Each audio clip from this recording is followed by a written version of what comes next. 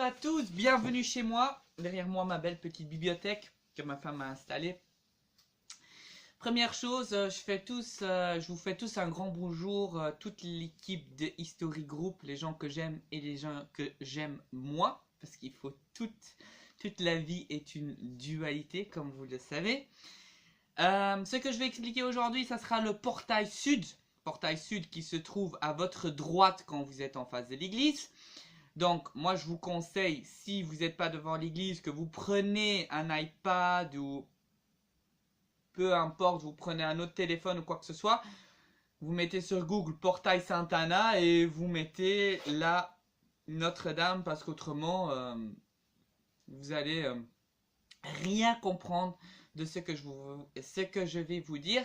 Alors, deuxième chose, je le répète et je le répéterai plusieurs fois, je ne suis pas français. Ça veut dire que ma langue d'origine est le flamand. J'essaye de faire de mon mieux de ne pas faire d'erreurs. Si je fais des erreurs, ne me jugez pas sur les erreurs que je vais faire au niveau de la langue. Jugez-moi plutôt sur mes connaissances, etc. Si vous avez des choses ou des choses à rajouter, n'hésitez pas, envoyez-moi un message dans mes commentaires et dans mes commentaires, on pourrait en discuter et même se voir. Toutes les gens qui ont une connaissance de plus ou quoi que ce soit, je ne les rejette pas. Donc le but c'est d'avoir un certain partage ensemble. Alors je vais parler sur le portail de Sainte-Anna. Alors première curiosité, c'est que le portail de Sainte-Anna n'est déjà normalement un portail qui est inférieur à la Notre-Dame. Je m'explique, ça veut dire qu'en fait, avant qu'il y avait déjà la Notre-Dame, il y avait déjà une église avant la Notre-Dame. Si je ne me trompe pas, c'est l'église de Saint-Étienne, et donc la portail, c'est celle-là qui est inférieure. Il faut faire très attention avec celle-là, je vous expliquerai plus tard pourquoi.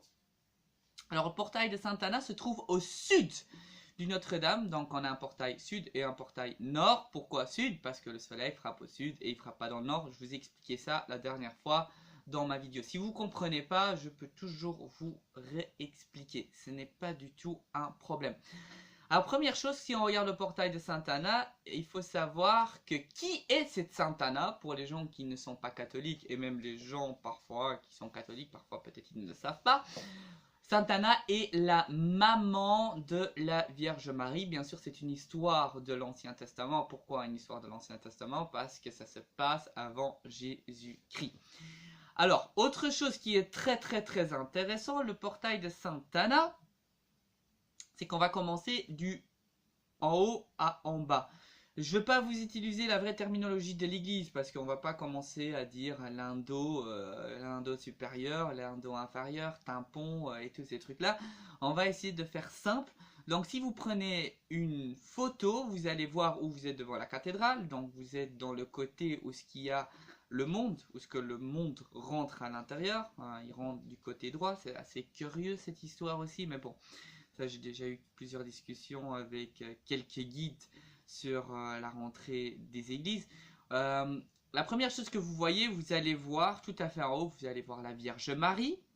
Alors la Vierge Marie qui tient quelque chose dans sa main, donc un sceptre comme vous pouvez voir, et sur le côté droit vous pouvez voir que donc vous avez la Vierge Marie et vous avez Jésus qui est assis sur les genoux de la Vierge Marie et qui fait bénédiction sur tout le monde. Si vous regardez aussi très bien, vous pouvez voir une autre curiosité. Tout simplement, vous allez voir qu'en fait, la Vierge Marie elle est enfermée. Et vous allez voir un dôme. Et moi, je soupçonne que le dôme, c'est le Jérusalem céleste. Donc, au-dessus du monde, bien sûr. Et vous pouvez aussi voir, si vous regardez bien, que vous avez Jésus qui ouvre un livre qui est bien sûr avec sa main gauche, il ouvre le livre de la Bible. Alors autre chose, vous pouvez voir qu'elle est vraiment importante, hein, cette Vierge Marie, parce qu'elle est en impératrice, si vous regardez très bien. Dans les deux côtés, vous pouvez voir deux anges, et alors là sur Wikipédia, la dernière fois je crois que je l'ai vu sur Wikipédia, je suis pas sûr que c'était Wikipédia et plusieurs références, il y a écrit que sur les côtés il y a Maurus de Sully et comment il s'appelle, Louis VII. Techniquement ce n'est pas possible, je vous explique pourquoi c'est pas possible techniquement. Tout simplement parce que Louis VII et Maurice de Sully sont de l'époque de la cathédrale. Et je vous ai dit que ce portail-là est inférieur à la cathédrale de Notre-Dame, c'est-à-dire que ça doit être des autres personnages. Donc, sur le côté droit, la personne qui est un roi, ça devrait être Childebert VII. Childebert VII qui vient de la ligne des Mérovingiens, si vous ne connaissez pas. Et de l'autre côté, un évêque très connu, c'est Saint-Germain. J'en parlerai plus sur ses légendes, sur ce qu'il a fait, qui il est, dans une autre vidéo. Parce qu'on n'a pas le temps, malheureusement, de tout expliquer dans cette vidéo. Voilà. Alors là, sur le côté, à côté de Saint-Germain, on peut voir que Saint-Germain est plus important que le roi. Hein. Ah ouais, le roi, il est sur ses genoux et Saint-Germain, il est debout. Donc, à mon avis, les évêques, ils étaient un peu plus importants que les rois. Et si vous regardez, à côté de Saint-Germain, vous avez un chanoine qui prend l'écriture. On a un soupçon sur cette personne-là, ça pourrait être Barbe d'Or, mais bon, ce serait un peu technique, ces choses-là. Alors, autre chose, la vie de la Vierge. Donc là, on va passer juste, on va aller en dessous, on va à l'indo en dessous, à l'indo au-dessus, donc on est dans l'indo supérieur. C'est la deuxième colonne. Si vous allez, on va commencer de à gauche à droite. Si vous regardez bien, la première scène, on va l'oublier. Ça, c'est la scène où ce que la Vierge Marie, elle est au temple. Et on commence bien sûr avec l'annonciation. Alors, qu'est-ce que c'est l'annonciation? Annoncer quelque chose, c'est tout simple, hein, en fait. Les mots vous indiquent en fait ce qui va se passer.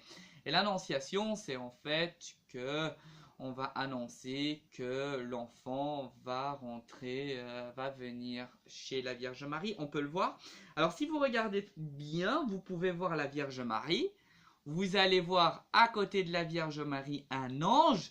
Et derrière cet ange, vous allez voir un personnage que peut-être vous ne connaissez pas. C'est Isaïe. Alors, Isaïe est très connu. Si je ne me trompe pas, Isaïe est un des enfants d'Abraham. Excuse-moi si je me trompe, je suis presque sûr qu'Isaïe est un enfant d'Abraham. Alors Isaïe, c'est quelqu'un qui a fait plusieurs prophéties, et une de ces prophéties, je vais vous la lire, c'est Isaïe 7,14, donc voilà. Alors, qu'est-ce que ça raconte? Voici que la Vierge concevra, et elle enfantera un fils, et on lui donnera pour nom Emmanuel, ce qui veut dire Dieu est avec nous.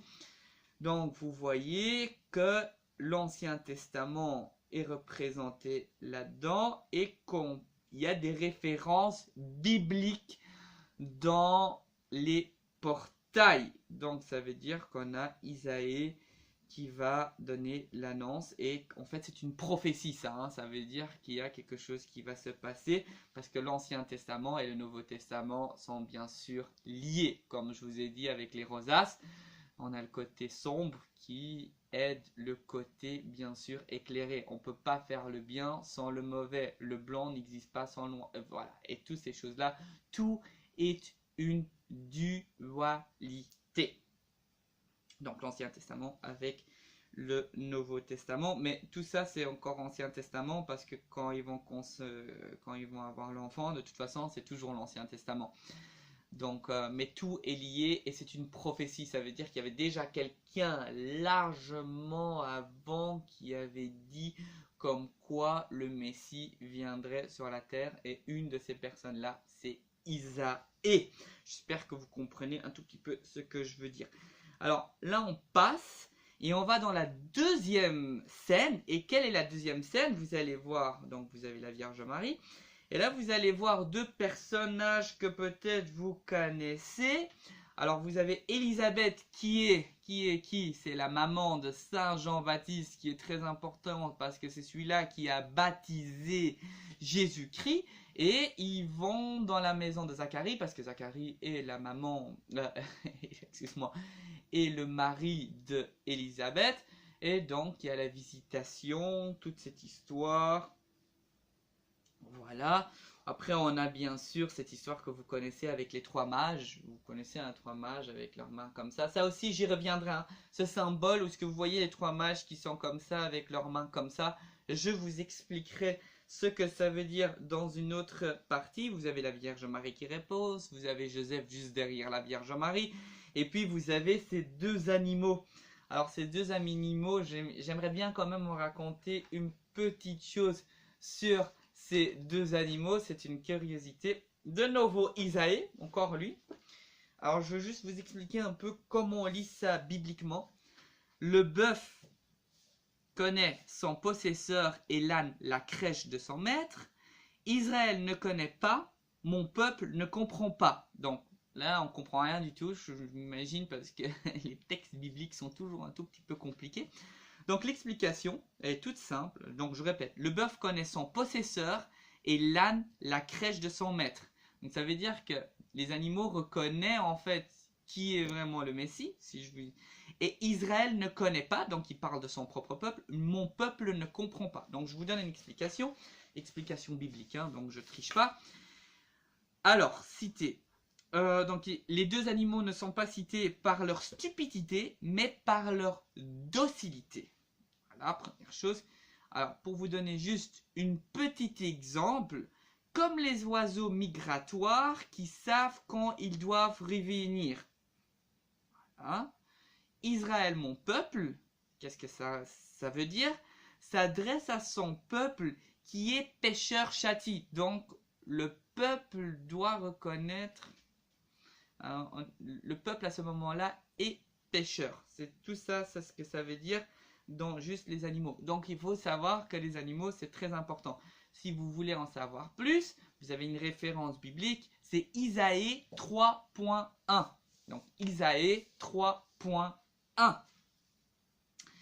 On va un tout petit peu plus loin, vous allez voir la dernière scène. Alors, l'avant-dernière scène, vous avez les anges qui vont dire au berger l'annonce voilà, que Jésus va venir sur terre, le Verbe va se faire chair, ça, voilà, vous allez le voir.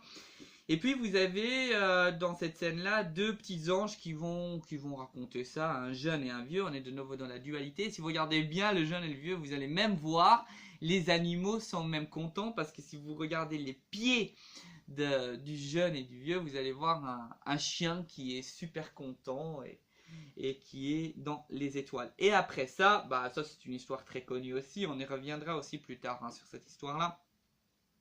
La dernière scène. Ben, vous reconnaissez Hérode. Hérode, comme vous pouvez reconnaître, vous le reconnaissez avec sa toge, hein, la toge des Romains par contre, mais ce n'est pas un Romain. J'y reviendrai aussi un peu plus sur ça aussi. Donc, il interroge, vous pouvez voir sur son côté droit ou son côté de gauche, ça dépend comment vous êtes, il interroge 2 conseillers pour savoir où est-ce que le Messie a atterri. Et après, voilà, le roi, parce qu'il a un peu peur, hein, c'est le Messie, c'est celui-là qui a annoncé qu'il va être le roi des Juifs, etc. Donc il a peur pour sa place, ce qui est tout à fait normal. Et après, juste derrière, vous avez les 3 rois qui veulent rendre hommage à ce nouveau roi qui est venu, on ne sait pas de quel univers. Alors c'est les 3 personnes, Melchior, Balthazar et Gaspard. Bon, ça vous pouvez trouver dans les évangiles de Luc et Matthieu. Bon, et on n'est même pas sûr qu'ils étaient 3, mais j'y reviendrai aussi plus tard sur ce thème-là. Alors là, c'est un tout petit peu plus compliqué. On va descendre en bas et le problème, c'est que les scènes ne sont pas mises en ordre. Alors si vous regardez bien là, il faut que vous... Donc on a eu le premier où ce qu'on voit la Vierge Marie en impératrice avec son fils. Là, on a l'histoire de la Vierge Marie. Et là, on va descendre en bas, tout à fait en bas. On va prendre le dernier truc, là, le dernier lindo, la dernière colonne, faisons simple, inférieure. Et on va voir déjà une première chose, c'est l'histoire de Joachim et Anna. Alors ça, c'est une histoire assez curieuse aussi. Vous allez voir, et je vous raconterai plus de détails dans une autre référence. Mais là, je parle que de la Notre-Dame même. Alors là, vous voyez Joachim et Anna. Et l'histoire commence en fait tout à fait à droite. Donc si vous avez un téléphone, il faut que vous preniez tout à fait à droite et vous allez voir où ce que vous allez voir deux personnages, une femme et un homme qui vont offrir quelque chose à un grand prêtre juif, donc offrant au temple. Et qu'est-ce qui va se passer? Ils vont offrir quelque chose et en fait, le prêtre va les repousser. Pourquoi ils vont les repousser? Parce qu'en fait, ils vont venir avec une offrande, peu importe qu'est-ce que c'est. Mais le problème est que ils ne peuvent pas avoir d'enfants. Et le prêtre dit, c'est pas possible, que vous pouvez pas avoir des enfants.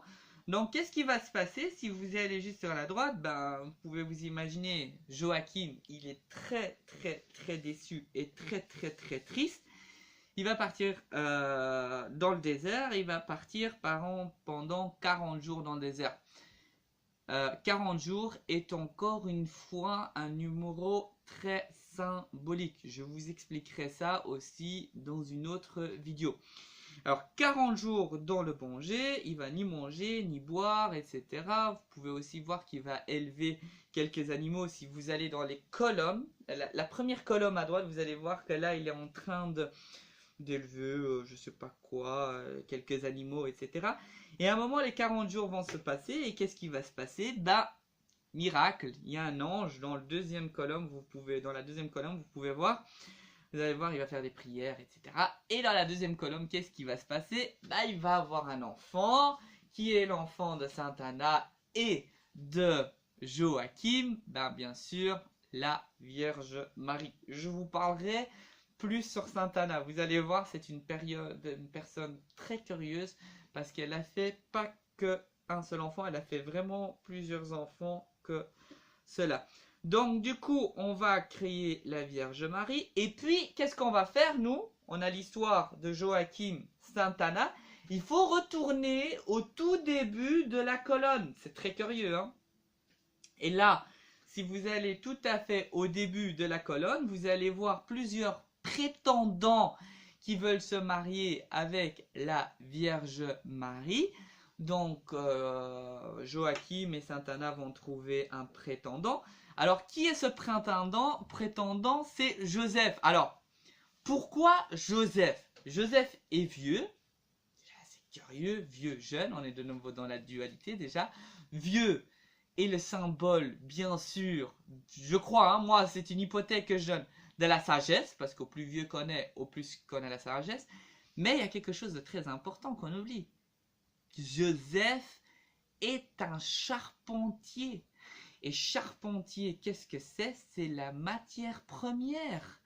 Donc, la matière première avec la Vierge Marie, qui est la dernière matière, c'est de nouveau du dualisme. Tout à fait, parce que c'est elle qui va concevoir la nouvelle ère, le nouveau commencement, etc. J'en reviendrai plus sur Joseph, hein. On en parlera beaucoup plus tard, mais c'est que vous avez une idée que ce n'est pas, c'est pas quelque chose de sexuel, c'est quelque chose de beaucoup plus profond, quelque chose de beaucoup plus symbolique qu'une histoire d'affaires ou d'argent ou quoi que ce soit. C'est quelque chose de... Il faut rechercher un peu plus loin que notre conscience normale. Alors là, on voit l'histoire et puis on voit le mariage, etc. Et à un moment, bon, elle va avoir cet enfant-là et on peut voir au plein milieu, donc vous avez les lignes d'eau, vous voyez toute l'histoire de Joachim, Anna, etc. Ils choisissent Joseph. Et puis, il y a un petit morceau qui ressort et on voit que Joseph, il fait un peu la tête. Et c'est pas qu'il fait la tête, en fait, il est surpris.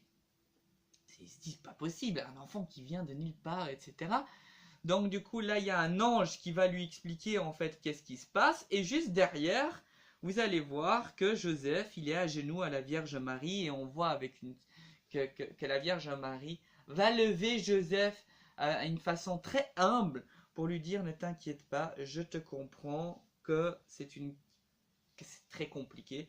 Et vous voyez les anges aussi qui sont toujours dans les alentours. Voilà, ça c'est un tout petit peu l'histoire en très gros. Au niveau de cette porte, je vous raconte pas tous les détails, je vous raconterai plusieurs choses sur bien sûr Sainte Anna, parce que on va pas l'oublier, cette personne-là.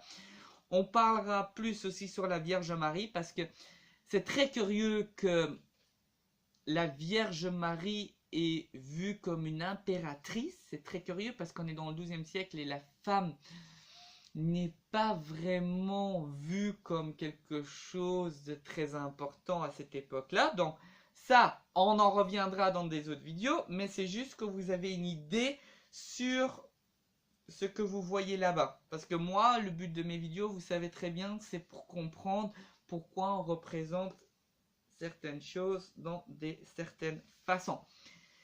Alors, je vais finir avec celle-là. On a des gens aussi en bas, c'est tous des gens de l'Ancien Testament.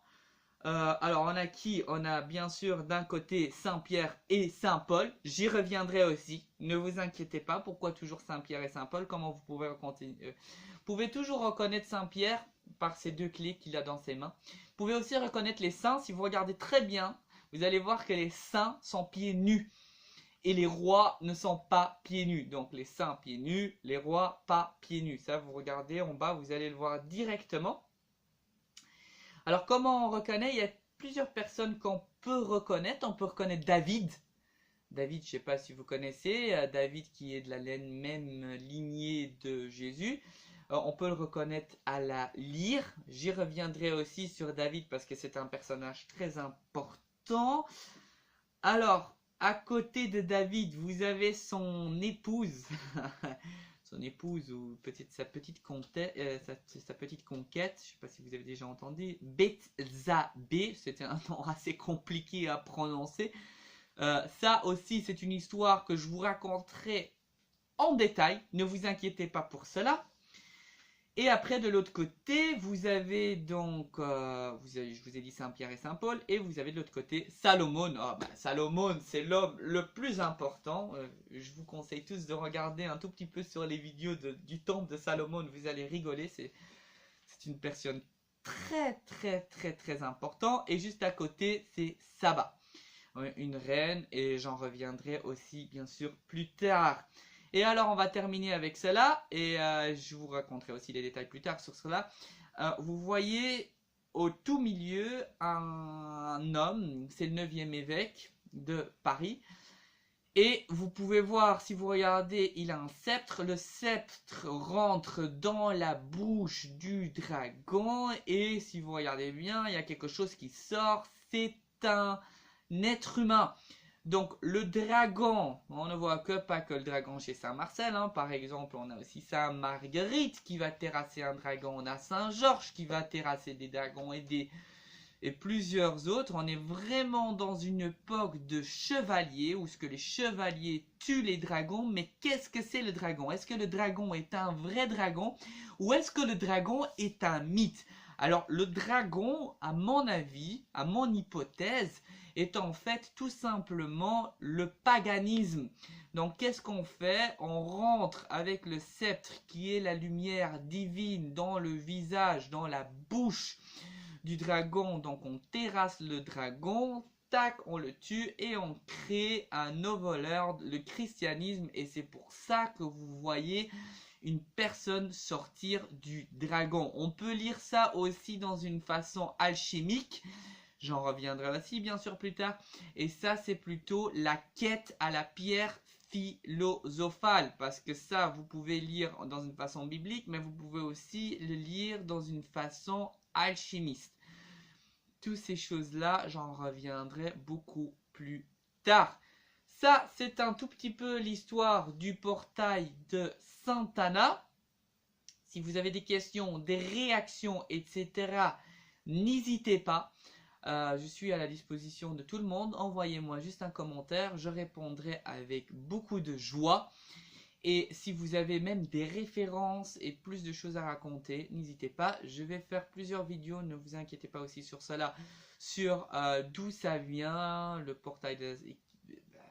Qui sont ces gens, Sainte Anna, Saint-Marcel, etc. Est-ce qu'ils viennent d'une certaine mythologie? Est-ce qu'ils viennent de quelque chose d'autre? Etc. etc. En tout cas, j'espère que vous avez profité de cette vidéo.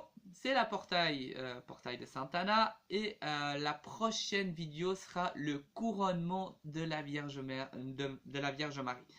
Je vous souhaite tous une très très bonne journée et à bientôt pour ma prochaine vidéo. Ciao ciao.